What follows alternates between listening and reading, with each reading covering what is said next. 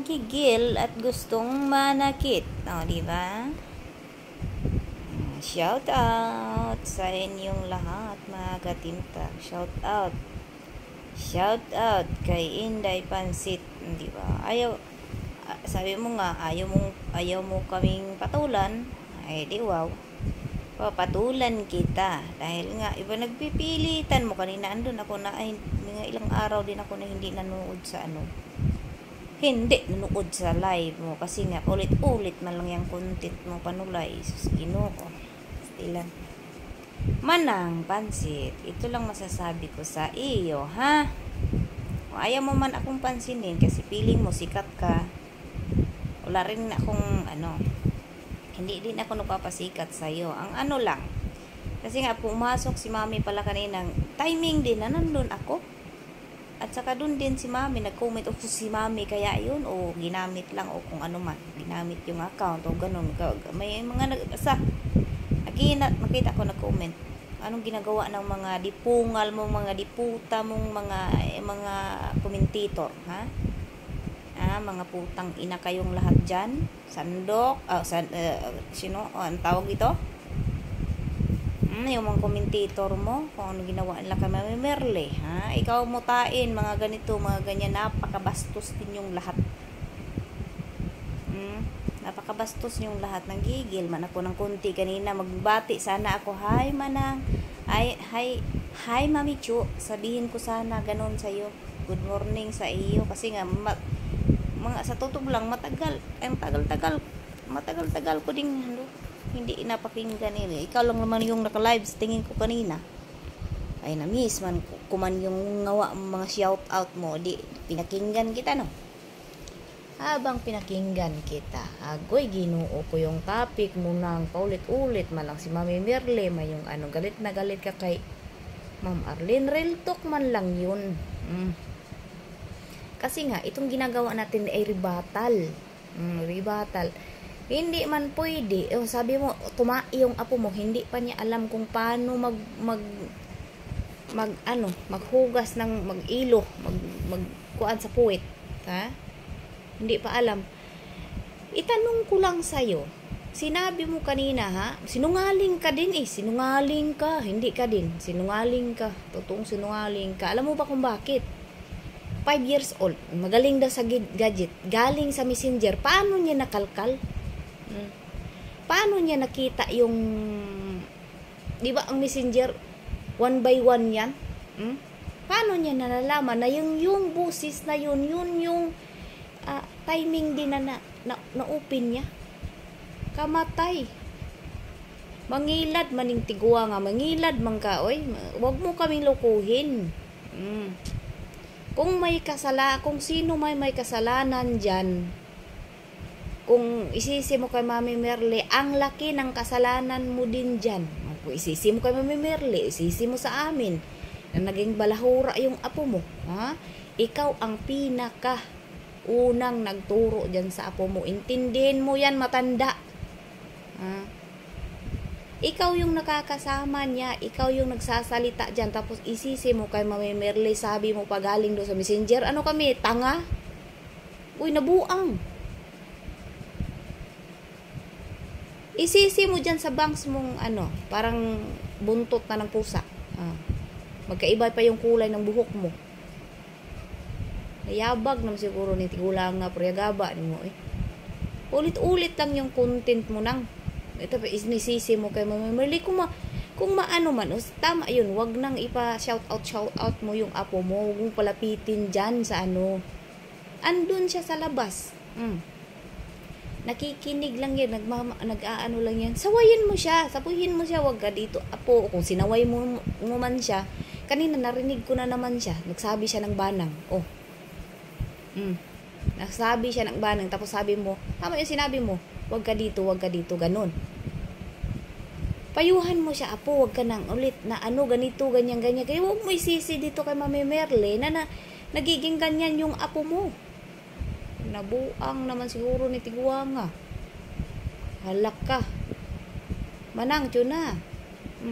Tama yung sinabi ni Ma'am Arlene na may dyan sa YouTube na pwede sa sa ano, pwede sa pangbata o kung ano man.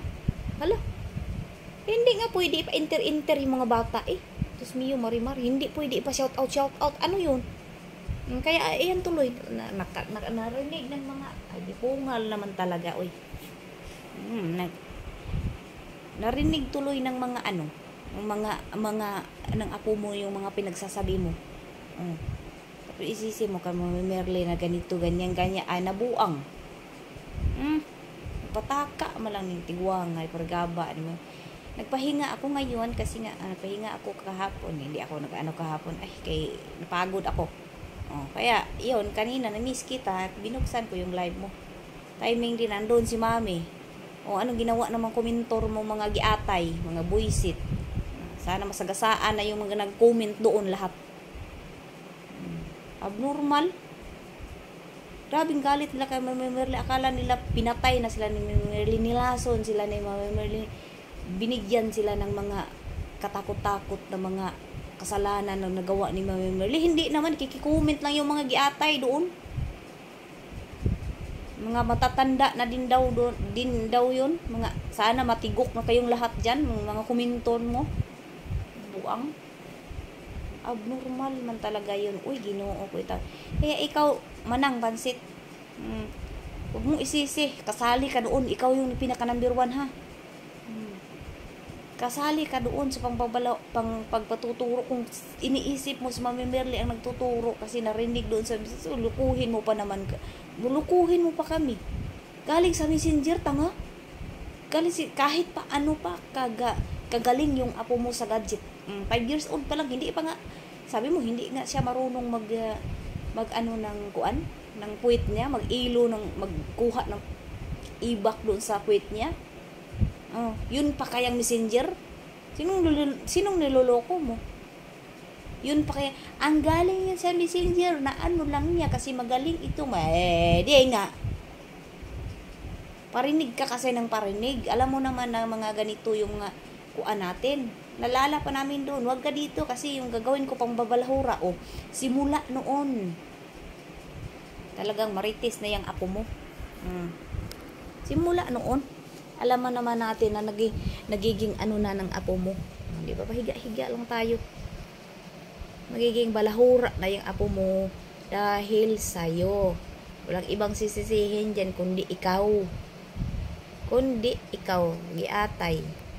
Bakit mo isisi dyan ka Mami Merle? Galit na galit ka ka Mama Arlene? Na sinabihan ka ng ganon? Totoo naman eh. Dito tayo sa bintana. Totoo naman. Bakit? Saan ba ang sinabi ni Ma'am Arlene doon hindi totoo? Totoo yun. Yung sinabi ni Ma'am Arlene na ikaw yung nag-anos doon sa apo mo? Ikaw naman talaga. Kasi ikaw yung nagsasalita dyan. Ikaw yung nagpaparinig ng mga busis na galing dyan sa messenger na sinasabi mo. Kinukopya mo, nire-record mo, at paulit-ulit mong pinapakinggan. Kung ano yung mga sinasabi ni Mami Merle, nirisi sa'yo, hindi pa yan. Hindi pa yan, Manang Juna. Lalo pang lalala yan pag hindi ka tumigil. Lalo pang lalala yan pag hindi ka tumigil sa kakaganito, kakabanggit. Kanina, hindi ka hindi ka tawag dito. Hindi mo siya napigilan. Narinig ko kanina, kasi nga mag-comment sana ako. Good morning sana ako sa iyo. Tapos ang sabi ng apo mo, banang. Huwag mong sabihin na yung salita na yun hindi niya nalagay sa ano niya. Nasa puso nasa isip na niya yun na ganito yung sasabihin niya. Kasi alam niya na nagla-live ka. Alam niya kung ano yung masasabihin mo. Alam niya yung lahat ng pambabalahura mo. Kaya huwag mo isisi, huwag mo isisi sa ano. Mga giatay mong mga komentor diyan, mga putang ina silang lahat. Sana masagasaan na kayo. Magalit sa akin. Mga putang ina kayong lahat. Matatanda na kayo. Sabi niyo pamutain, giatay kayo. Bakit kayo? Malilinis kayo? Wala kayong muta? Grabe kayo makapagsalita. Mutain ba kayo? Kayo, ano kayo, mga plastic kayong tao? Dahil walang muta yung lalabas sa inyo, mas mabaho pa kayo kay Mami Merly kung tutuusin lang sa mga ugali ninyo. Hindi kayo inaano ni Mami Merly. Bakit kilala ba kayo ni Mami Merly? Nakiki-comment lang kayo, mga giatay kayo, mga isti kayong lahat dyan. Abnormal. Kaya ikaw, kulangot. Kulangot, Madam Chuna. Ayusin mo yan. Kasi paulit-ulit lang yung content mo at paulit-ulit lang din maririnig ng anang apo mo yan. Kaya huwag mong isisi sa amin kay Mami Merly. At narirelto ka ni Ma'am Arlene na ganito yung gawin mo. O responsibilidad mo naman, totoo yan. Responsibilidad mo yung apo mo. Na huwag pasalihin. Huwag pasingitin.